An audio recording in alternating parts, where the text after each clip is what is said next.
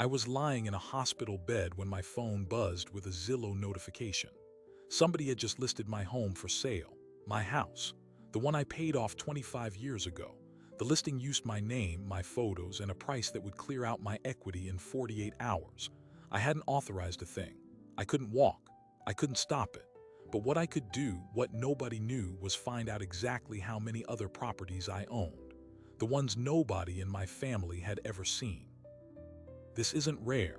Every year, thousands of seniors discover their homes stolen while hospitalized. The FBI reports $3.4 billion lost to elder fraud in 2023, but this case is different. The man in that bed wasn't just a victim. He owned properties worth millions, a hidden portfolio no one knew about. Not his family, not the fraudsters. And now, while fighting for his own house, he's about to reveal something that changes everything. He didn't just sit there. He didn't panic. He called the listing agent. The voice on the other end was professional, cheerful, completely unaware she was talking to the man whose home she was trying to sell. Yes, she confirmed the property was listed that morning. The seller's name matched his. The paperwork had been submitted electronically. The bank account for the proceeds was new, set up just 3 days ago. His heart monitor beeped faster. He took a breath. His name is Arthur Klein. 71 years old, retired structural engineer. For 34 years, he reviewed building plans for the state of Ohio, catching the mistakes other people made so that bridges didn't fall and parking garages didn't collapse. He was good at his job because he understood one thing: people will always try to cut corners, and a corner cut at the wrong angle brings the whole thing down. When his wife Eleanor died of pancreatic cancer in 2019, Arthur did what men of his generation do. He kept his head down. He mowed the lawn. He fixed the leaky faucet in the guest bathroom. He showed up to his grandson's recitals, and he kept buying property, quietly, without telling anyone. Eleanor had been the one who first taught him about real estate. She worked as a title officer for a small firm and saw how families lost everything because they trusted the wrong people. Together, they bought their first rental in 1993, a 3-bedroom bungalow in Columbus that needed new siding and a roof. They fixed it themselves. They rented it out. They bought another. By the time she got sick, they owned 4 properties free and clear. Arthur didn't stop after she died.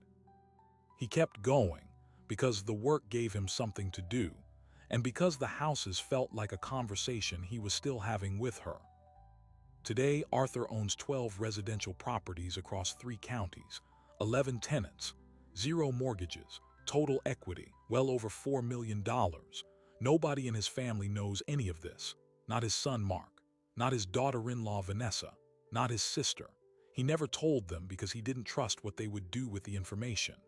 And now, lying in a hospital bed with a fractured hip from a fall that nearly killed him, he is about to find out exactly how right his instincts were. The fall happened on a Tuesday evening. He was changing a light bulb in the hallway, standing on a rickety step stool he'd been meaning to replace for 6 months. The stool tipped. He hit the hardwood floor shoulder first, then his head bounced off the baseboard. He lay there for 4 hours before the neighbor heard his call. By the time the ambulance arrived, he had a subdural hematoma, a fractured hip, and a hospital stay that would last 18 days. Those 18 days were the window. During his first week in the hospital, his son Mark visited every day. Mark is 38, works in logistics, married to Vanessa for 9 years. They brought flowers. They brought magazines. They also brought questions. Dad, have you updated your will? Dad, who handles the bills while you're in here? Dad, what about the house? Do you have someone checking on it? You really should let us manage things while you recover. It would put our minds at ease. Arthur said no thank you. He had a neighbor bringing his mail. He had automatic payments. He was fine. But Vanessa kept pushing. She called the hospital room twice. She texted Mark in the hallway while Arthur could hear her voice through the door. He's being stubborn. If something happens to him, everything goes into probate and we're stuck for years. We need access now. On day 11, Arthur's phone buzzed with an alert from his credit monitoring service.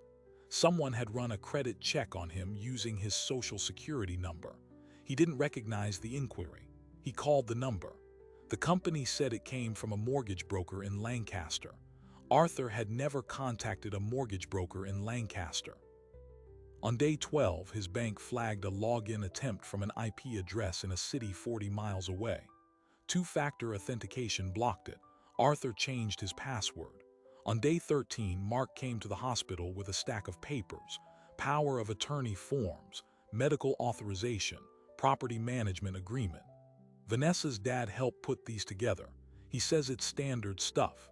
Just sign and we'll handle everything so you can focus on recovering. Arthur looked at the papers. He looked at his son.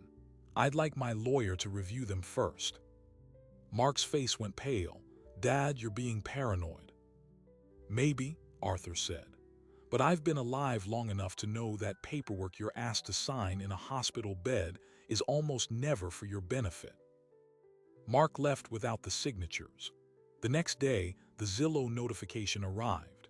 His house, listed at $395,000, listed by a realtor he had never met, listed by a seller named Arthur Klein, with a notarized seller authorization that someone had filed with the county recorder that morning.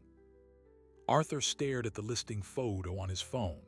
It was a picture of his own living room, taken from the wrong angle, like someone had walked through his house while he was gone and snapped it with a cell phone. The fireplace, the bookshelf, the rocking chair Alina used to sit in, all of it for sale. He didn't cry, he didn't scream.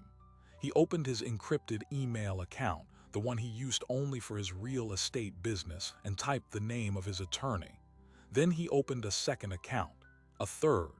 He checked the status of every property he owned, and what he found made the room go cold. One of his rental properties, a duplex in Chillicothe, had a new deed filed 3 days ago. The deed transferred ownership from Arthur Klein to a limited liability company he had never formed. The registered agent for that LLC was a name he recognized: Raymond, Vanessa's father. Raymond, Vanessa's father. The man who had never held a real job in 15 years. The man whose truck was repossessed twice. The man who once asked Arthur for a $5,000 loan at a family barbecue and then spent the whole summer avoiding eye contact. That Raymond had just stolen a duplex out from under him, and he had used his own daughter's connection to Arthur's son to get the access he needed. Arthur didn't call the police. Not yet. He called his attorney, a woman named Susan Park, who specialized in elder fraud and property disputes. She answered on the second ring. It was 7 in the evening. She was at home. She listened without interrupting while Arthur read her the Zillow listing, the credit inquiry, the bank login attempt, and the deed transfer on the Chillicothe duplex. Then she said, "Don't do anything. Don't confront them. Don't send emails. I'll start running title records tomorrow morning." But Arthur wasn't the kind of man who waited. He had spent his whole life studying how structures fail. He knew that the worst thing you can do when you find a crack in the foundation is ignore it. You have to trace the crack to its origin, because the crack itself is just the symptom. So he did what any good engineer would do. He traced the paper trail. His phone had a note-taking app. Most people use it for grocery lists or reminders. Arthur used it to map the entire scheme. He started with the Zillow listing. The listing agent's name was Karen Mills, a realtor with a small agency in Columbus. He looked her up. 15 years in business, clean record, mostly modest suburban sales, nothing suspicious. That meant she was likely an unwitting pawn. Someone had walked into her office with a driver's license, a notarized seller authorization, and a believable story. Next, he checked the county recorder's office for the Chillicothe property. The deed transfer was filed on a Wednesday.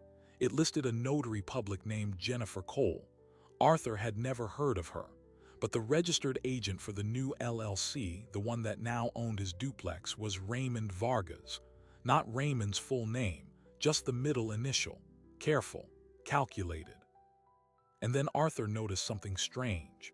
The deed transfer listed a mailing address for the LLC. It was Raymond's house. It was Vanessa's house. It was a P.O. box in a strip mall 20 minutes from Arthur's home. Arthur knew that strip mall. He drove past it every time he went to his dentist. There was a donut shop, a laundromat, and a UPS store. Anyone could rent a P.O. box with a fake ID. This wasn't amateur hour. Someone knew how to create distance. Arthur checked his other properties. He had 11 tenants, each with a signed lease, each paying rent into a dedicated bank account he managed through a property management software. He checked the login history of that software.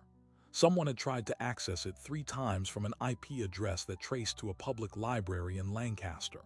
The attempts failed because Arthur used two-factor authentication and a hardware key that never left his bedside table.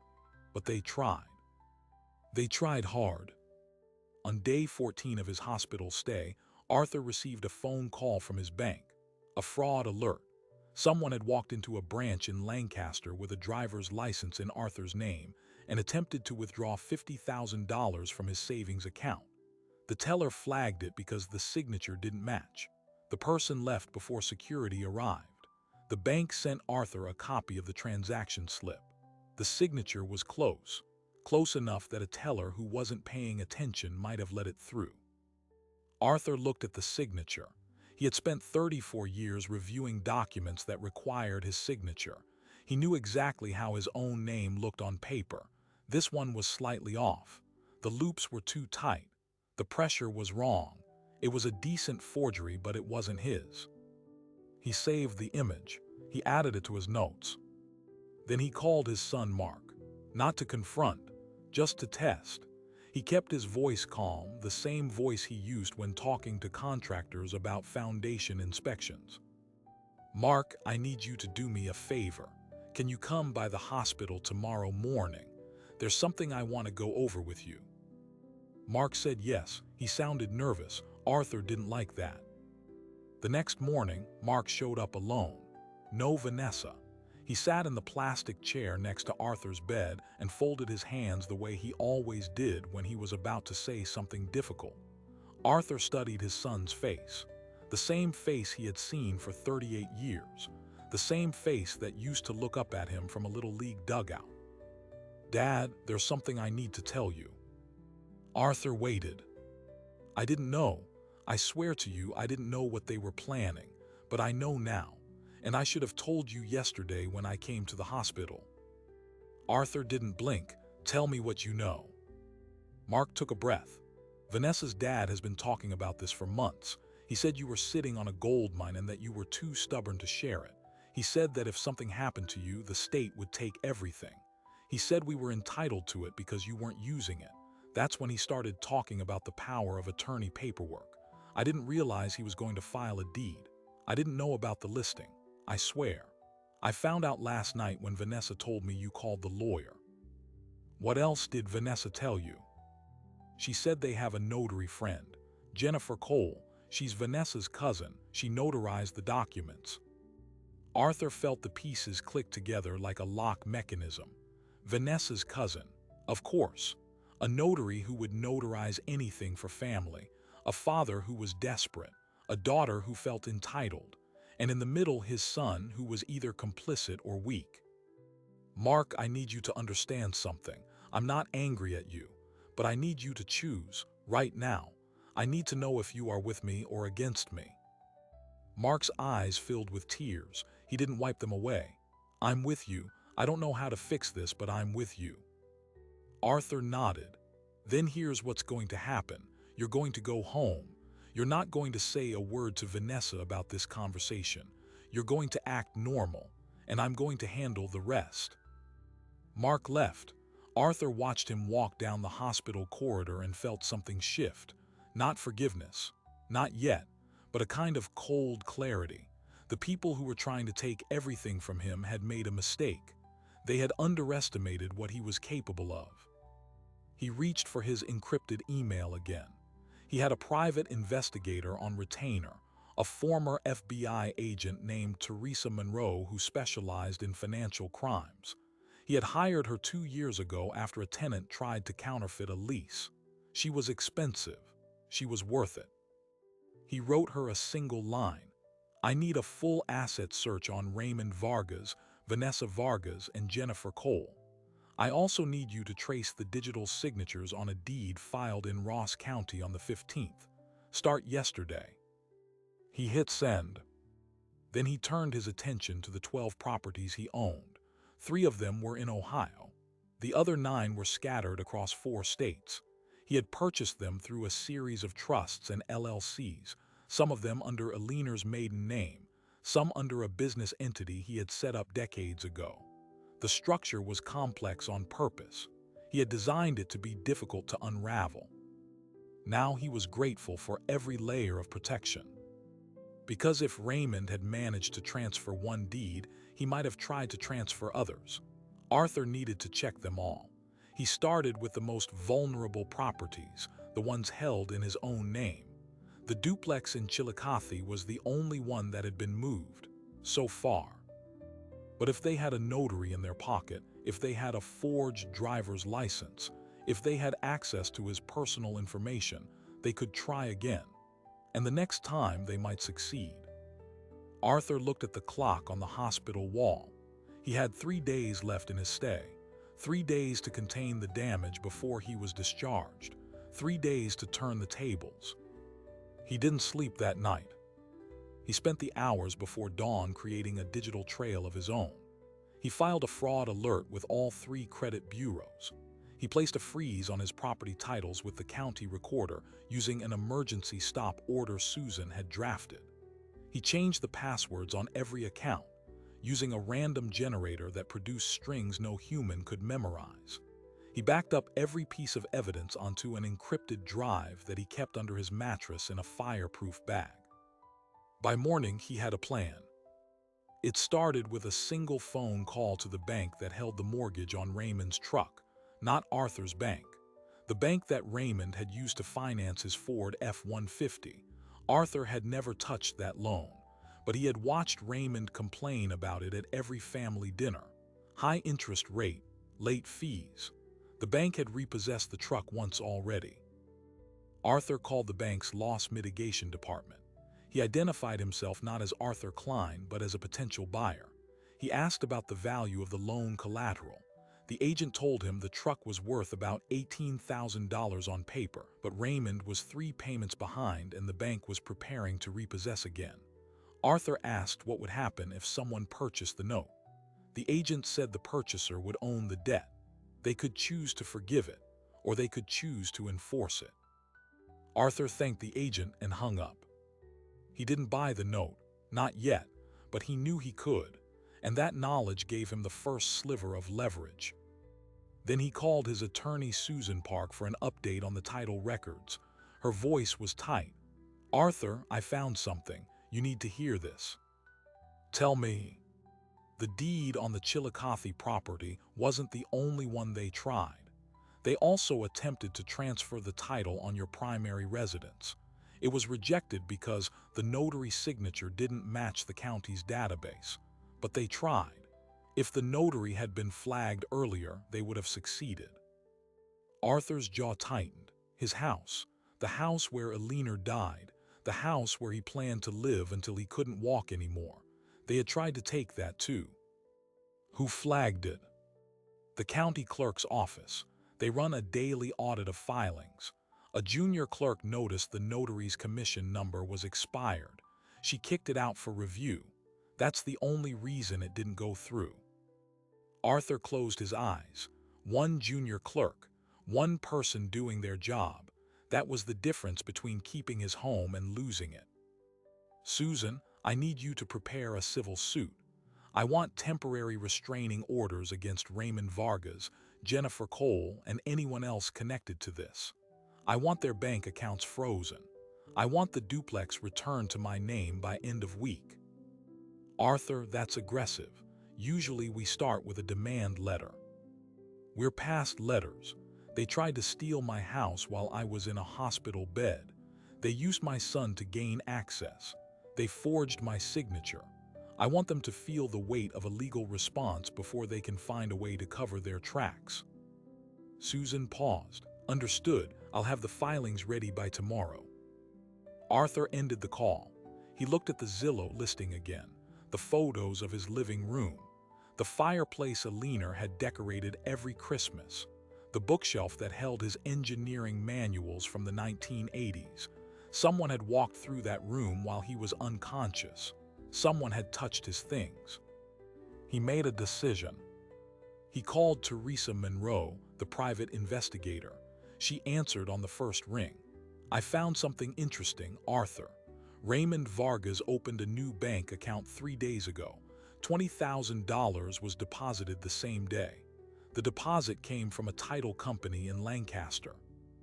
"Which title company?" "Guardian Title Services. I looked them up. They're a small operation, been in business about a year. The owner is a woman named Pauline Macarno. Does that name mean anything to you?" Arthur's blood went cold.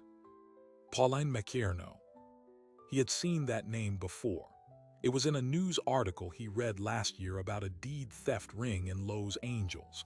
The same ring that had stolen homes from elderly victims and then used murder to cover up the crime. Pauline Macarno had been charged with conspiracy to commit murder for hire.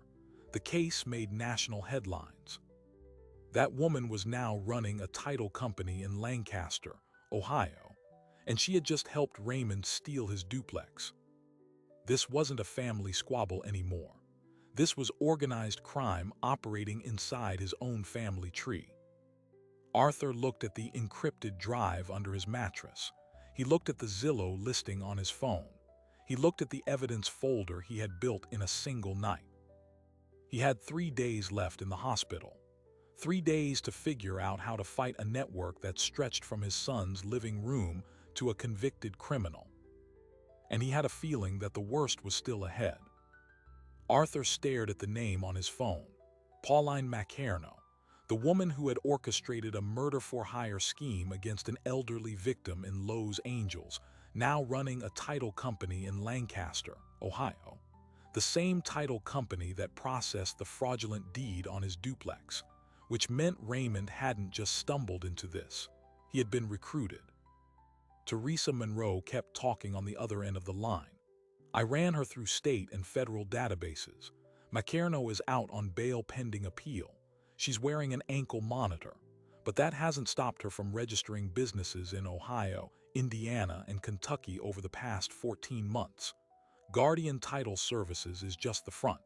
She's using it to find properties owned free and clear by seniors, then flipping the deeds to straw buyers." "How many properties?" "At least 12 that I can confirm. 6 of the victims are over 70. They don't even know their homes have been sold yet. One woman in Cincinnati found out when a moving truck showed up at her door." Arthur felt the weight of the hospital bed press against his back. 12 properties, 6 seniors, and his duplex. He was just one target in a much larger operation. He said, "Teresa, I need you to do 2 things. First, send me everything you have on Macarno's current network.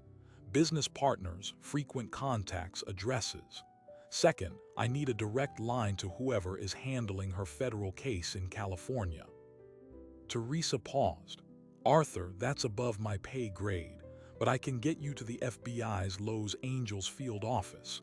They still have an active task force on her. If she's violating her release conditions, they'll want to know." "Do it." He hung up and immediately called Susan Park. "Susan, drop the civil suit for now. We need a different approach. The notary and Raymond's bank accounts can wait. I want a restraining order against Macarno and her company, and I want you to prepare a federal complaint for wire fraud."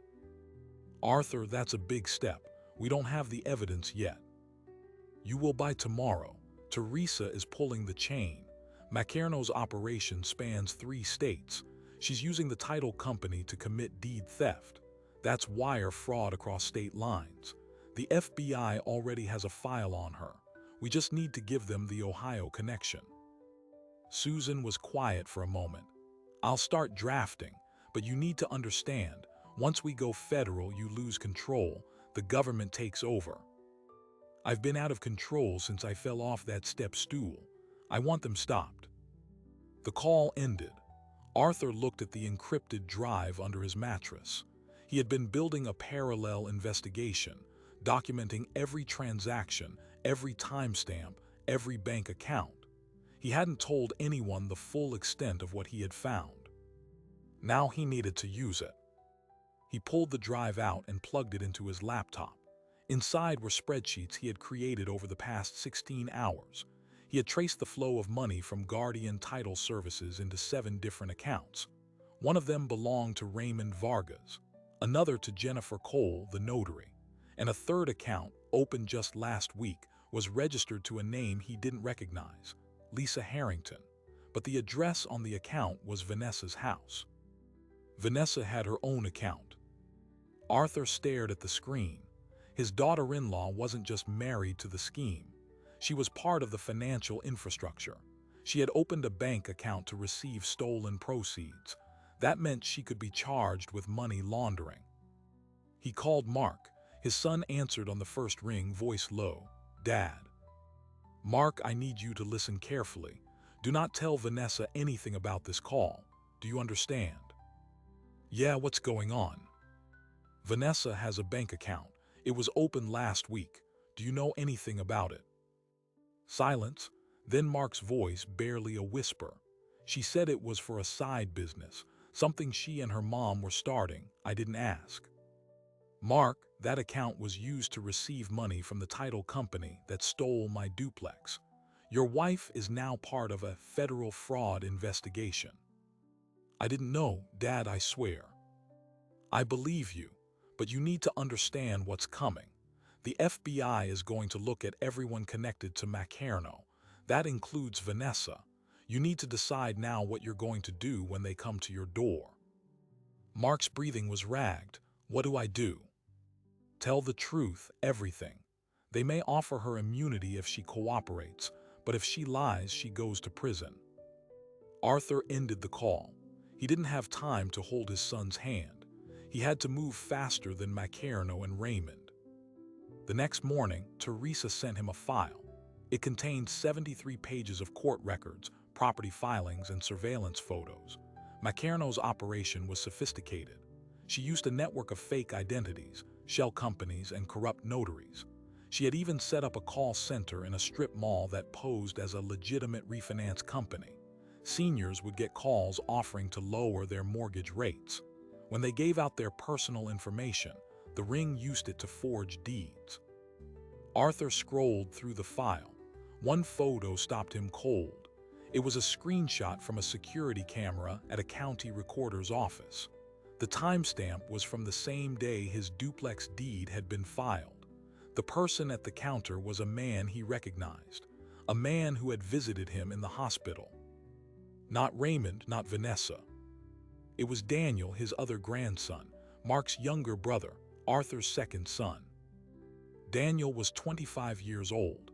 He had never been close to Arthur, not since the divorce from his mother years ago. He lived in Illinois. He hadn't visited his father in years. Yet there he was, standing at the county recorder's counter, filing the fraudulent deed. Arthur's hands shook.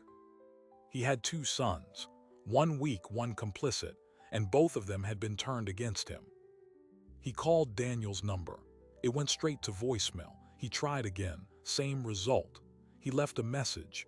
"Daniel, I know what you did. You have 24 hours to call me and explain. After that, I'm handing everything to the FBI." He didn't expect a call back. He didn't get one. Instead, at 2 in the morning, his hospital room door opened. A nurse stepped in, but behind her stood a man Arthur had never seen before. Mid-40s, clean-shaven, wearing a suit that didn't fit right. The man said, "Mr. Klein, my name is Detective Harris, Lancaster Police. We need to talk." Arthur's heart rate monitor quickened. "About what?" "About a report we received. Someone filed a complaint that you've been making threatening phone calls to a woman named Vanessa Klein. She says you've been harassing her and her father." Arthur stared at the detective. "I've been in this hospital bed for 16 days. I can barely stand. You can check my phone records. I made exactly 1 call to my son, and it was not harassing." The detective didn't blink. She provided screenshots of text messages. They show repeated demands for money and threats of legal action. Those are fabricated. Maybe, but we have to investigate. I need you to come down to the station tomorrow for an interview. Arthur felt the trap closing. Vanessa had filed a preemptive complaint. She was trying to discredit him before his own legal action could move. She wanted to make him look like the aggressor, the unstable old man. He said, "I'm not going anywhere. I'm under doctor's orders to remain here. You can interview me in this room with my attorney present." The detective nodded. "That's fine. I'll be back at 10 in the morning." He left. Arthur reached for his phone and called Susan Park. "Susan, they're trying to arrest me. Vanessa filed a false harassment complaint. She's trying to muddy the waters. I'll be at your hospital room by 8. We'll handle it." Arthur didn't sleep. He spent the night reviewing every piece of evidence, memorizing timelines, preparing for the interrogation. He knew his only defense was the truth, documented and irrefutable. At 8, Susan arrived with a file folder thick as a phone book. She had been busy. In the hours since Arthur's last call, she had filed a federal complaint against McCairn, Raymond, and Jennifer Cole. She had also filed a motion to quash any arrest warrant based on Vanessa's complaint, attaching Arthur's complete medical records and phone logs. "Lancaster PD will back off once they see this," she said. "But Vanessa is going to escalate. She knows the federal case is coming. She'll try to destroy your credibility before you can testify." "How?" "She'll claim you have dementia, that you're confused, that you imagine the whole thing. She'll use your age and your fall as evidence of mental decline." Arthur laughed. It was a dry, humorless sound. "I have more documentation than most law firms. I can recite every transaction from the past 16 days from memory. Let them try." At 10, Detective Harris returned. Susan sat next to Arthur's bed. The detective placed a recording device on the bedside table. "Mr. Klein, I'm going to ask you some questions. You can stop at any time." "Ask." "Did you send threatening text messages to Vanessa Klein?" "No." "Do you have any proof that she fabricated those messages?" Arthur reached under his mattress and pulled out the encrypted drive. "Everything is on here.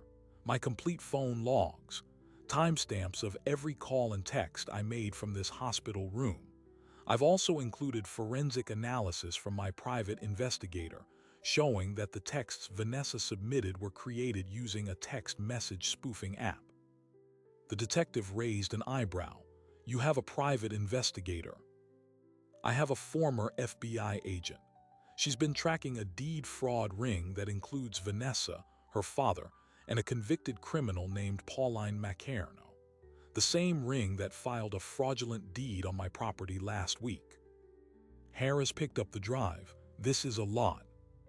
It's the truth, and it's all about to go federal."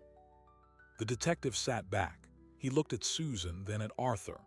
"I'm going to have our cybercrimes unit take a look at these texts. If your evidence checks out, the complaint will be dismissed. But I need to warn you, if you're conducting your own investigation, you're walking a legal line. Don't tamper with evidence. Don't confront anyone. Let the system work." "I've been letting the system work for 17 days. While I was lying in this bed, they stole my house." Harris stood up. "I'll be in touch." He left. Arthur watched him go, then turned to Susan.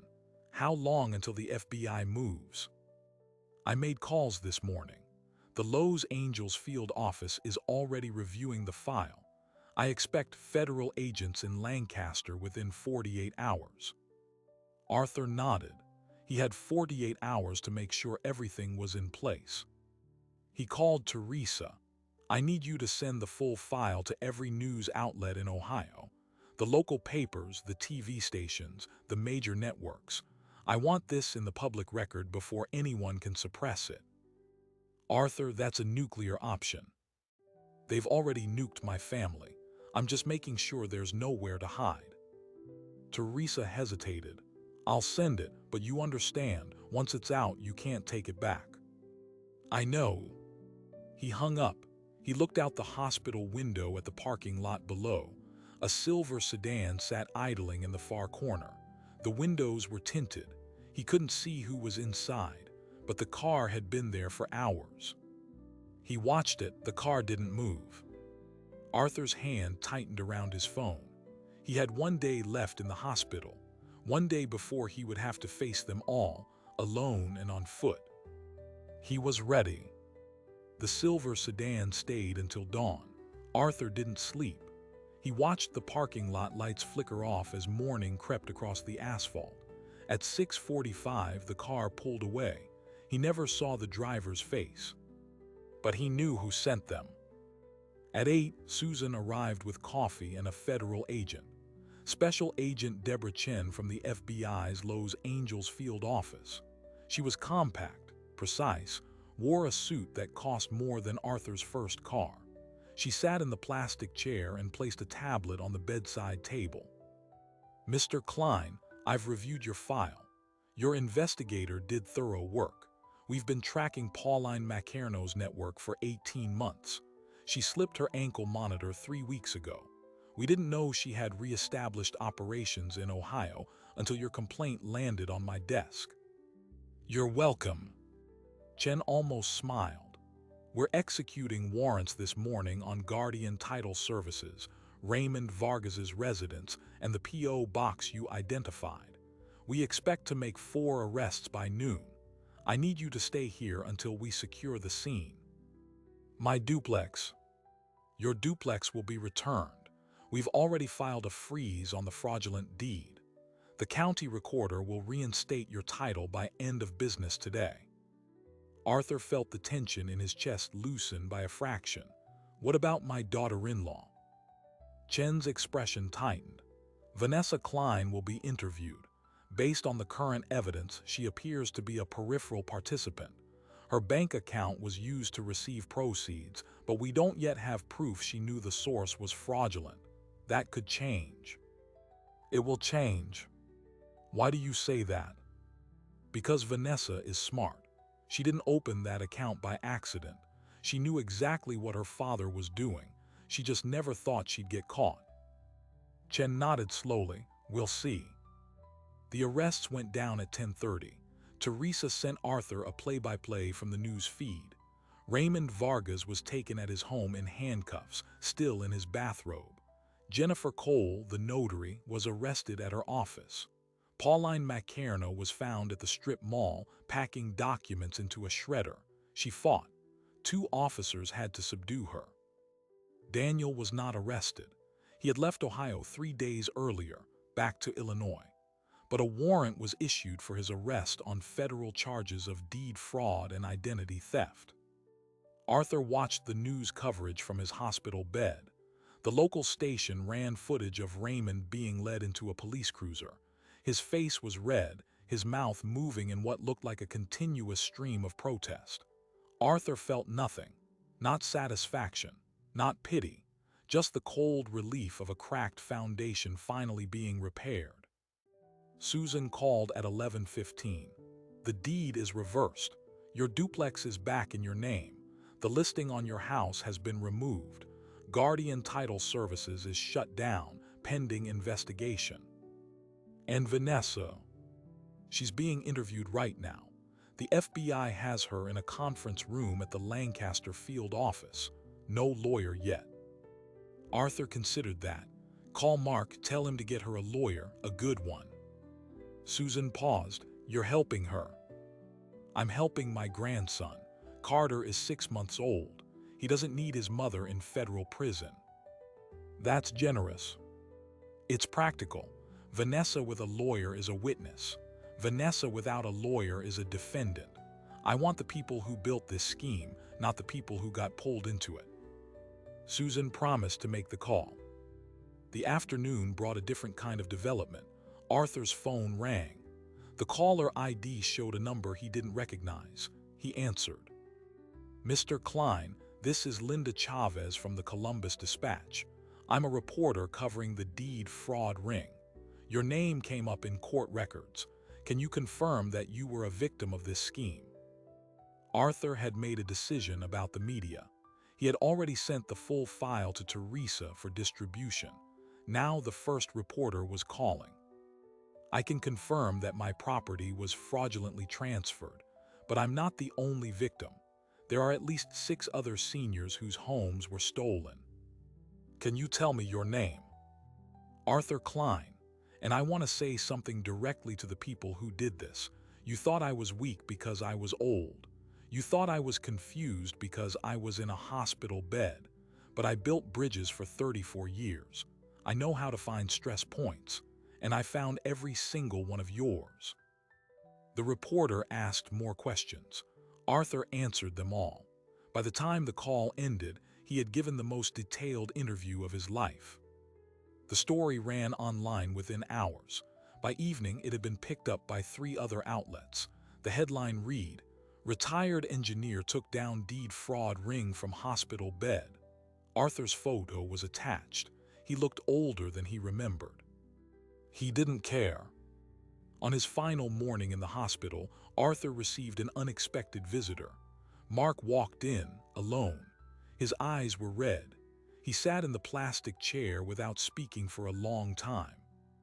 "Vanessa is out on bail. She's staying with her mother. She's not coming home." "Are you okay?" "I don't know. She told me everything. She said her dad pressured her into opening the account. She said she didn't know it was stolen money. I don't know if I believe her." Arthur studied his son. Mark looked older too. The weight of the past 3 weeks had settled into his face. "Mark, you have a choice. You can spend the next 5 years trying to figure out if your wife lied to you, or you can decide what you want your life to look like now." Mark's jaw tightened. "I want my son to grow up with parents who aren't criminals." "Then help her tell the whole truth. If she does, she might avoid prison. If she doesn't, she'll go down with the rest of them." Mark nodded slowly. "I'll talk to her." He stood up. At the door he stopped. "Dad, I'm sorry for everything." "I know." Mark left. Arthur watched the door close and felt the room grow quiet. He was alone again, but this time he wasn't vulnerable. He reached for his phone. He had one more call to make, a call that would change everything. He dialed the number for his property manager in Florida, a man named Jesse who had never met Arthur in person. They had communicated only through encrypted email and secure document drops for 5 years. "Jesse, it's me." "Arthur, I saw the news. You're a celebrity. I need you to do something. I'm ready to list the Naples property." There was a pause. "The one with the ocean view, the one you said you'd never sell." "That one. I'm retiring for real this time. Elena and I always talked about spending winters in Florida. I'm going to do it." "Arthur, that property is worth almost $2 million. "I know." Just like that. Arthur looked out the hospital window. The sky was clear. The parking lot was empty. Just like that. He ended the call. Then he opened the encrypted account where he kept the master list. 12 properties, 0 debt, $4 million in equity. The portfolio he had built in secret piece by piece, year by year, while his family assumed he was just a retired engineer sitting alone in a 4-bedroom house. They didn't know about the bungalow in Columbus. They didn't know about the duplex in Cincinnati. They didn't know about the beachfront condo in Naples, or the rental quad in Indianapolis, or the commercial lot in Toledo that a developer had been calling about for months. Arthur had never told anyone, not Mark, not Daniel, not Elena's sister. He had kept it all hidden because he had learned over a lifetime that money attracts predators, and he had been right. But now the predators were in custody, and Arthur was still standing. He looked at the encrypted drive one last time, then he deleted it. He didn't need it anymore. He had memorized everything. His phone buzzed with a text from an unknown number. He opened it.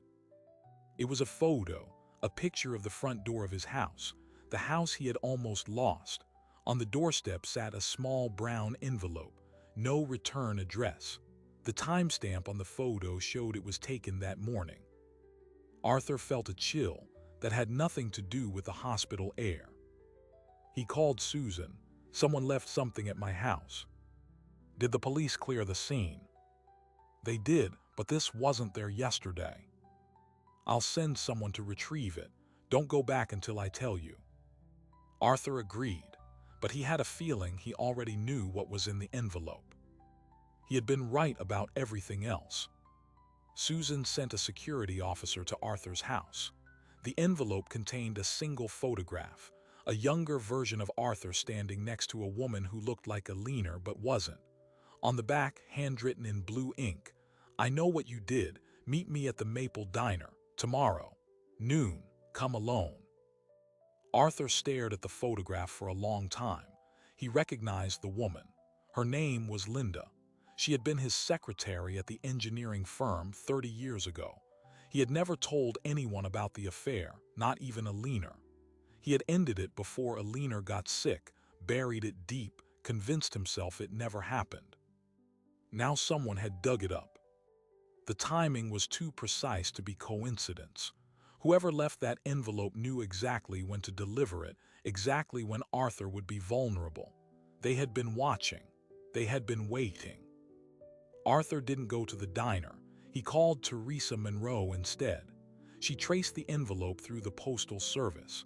It had been mailed from a drop box in Columbus. No return address, no fingerprints. Dead end. But the message had landed. Arthur understood what it meant. The deed fraud ring wasn't the only threat. Someone else had been holding leverage over him, waiting for the right moment. And that moment had arrived. He thought about his hidden portfolio, 12 properties, $4 million, a secret he had kept for years. Now he wondered, had anyone else known about Linda? Had that secret been waiting to surface, collateral for some future negotiation? He made a decision. He called his attorney. He told her to prepare a will, a living trust, and a complete transfer of all assets to a single beneficiary. Not Mark, not Daniel, not any family member. He named the beneficiary as a charitable foundation that supported engineering scholarships for underprivileged students. Everything he had built would go to people who would build things in return. Then he called Mark. He told him about the envelope. He told him about Linda. He told him about the foundation. Mark listened without interrupting. When Arthur finished, Mark said, "Dad, I don't care about the money. I care that you're okay." Arthur felt something break inside him, something that had been held tight for 30 years. He let it break. "I'm okay, son. I'm finally okay." The case against Pauline Macarno and Raymond Vargas went to trial 6 months later. Both were convicted on multiple counts of wire fraud, identity theft, and conspiracy. Raymond received 12 years. Macarno received 25. Jennifer Cole pleaded guilty and received probation for cooperating. Vanessa testified against her father and was granted immunity. Her marriage to Mark dissolved within a year. Daniel never returned to Ohio. He was arrested in Illinois and extradited. He pleaded guilty to a reduced charge and served 18 months in federal prison. Arthur did not visit him. He did not write. Arthur sold the Naples property. He moved into a small apartment in Columbus, 2 bedrooms, 1 bath. He left the 4-bedroom house in Greenfield to Mark, who moved in with Carter. The oak tree in the backyard, the one Arthur had planted with Alina, still stands. Carter climbed it for the first time last spring. The man who left the envelope was never identified, but Arthur learned eventually that it was Linda's son. He wanted nothing from Arthur. He just wanted Arthur to know that the past does not disappear. It waits. It watches. It arrives at the door when you least expect it. Arthur Klein is 73 now. He still reviews building plans as a consultant from his kitchen table. He has a coffee cup that says, "World's Okayest Engineer." He drinks from it every morning while watching the news, waiting for the next story about someone who thought they could take what wasn't theirs. He has no interest in revenge, but he has a deep appreciation for the power of a well-documented life. If you want to see more stories like this one, where ordinary people fight back against extraordinary odds, hit subscribe, because the next person to refuse to break might be sitting right next to you.